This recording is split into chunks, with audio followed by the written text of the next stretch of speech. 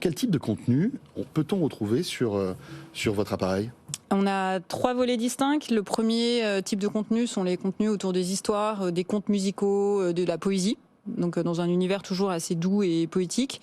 Et ensuite, le deuxième volet sont les contenus éducatifs, et peut-être presque le plus important pour nous, où là, on va essayer d'ouvrir les horizons des enfants, les pousser à aller découvrir des choses qu'ils ne connaissent pas, dans des thématiques assez variées, autour de l'art, l'histoire, la géographie, la numération. On va bientôt lancer un contenu sur l'apprentissage des langues.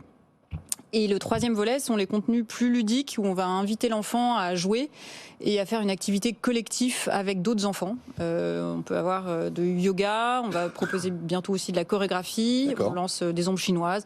On invite l'enfant à être créatif et à pas être complètement passif par rapport à ce qu'il regarde et ce qu'il entend. Vous disiez contenu vidéo sécurisé, ça veut dire que je ne peux pas installer des applis de vidéo de streaming là-dessus ? Non.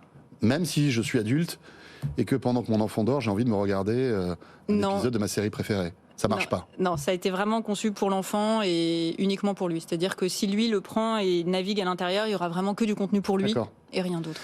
Comment télécharge-t-on ce contenu ? Il faut s'associer à un mobile ?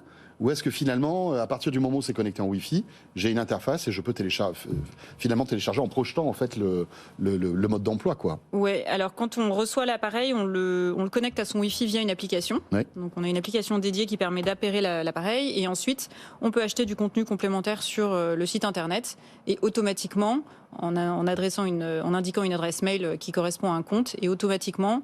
Si on branche l'appareil sur le Wi-Fi sur lequel il est enregistré, tout va se télécharger directement dans l'appareil. Voilà, ça s'appelle Tikino. On peut trouver ça d'ores et déjà dans le commerce ?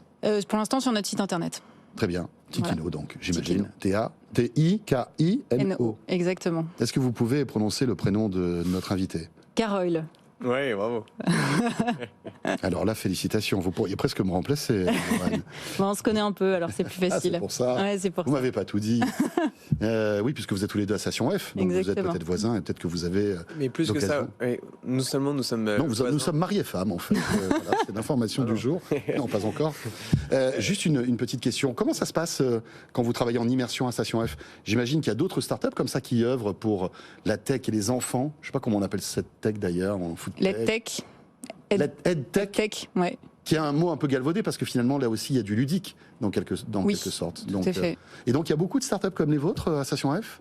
Quelques-unes. Ouais, en réalité, Station F c'est un campus qui est opéré par des incubateurs. Il se trouve que nous sommes dans le même incubateur et on est la table d'à côté. D'accord. Et on salue d'ailleurs Space Green, donc c'est l'incubateur de Naver. Naver, pour ceux qui ne connaissent pas, c'est le Google coréen.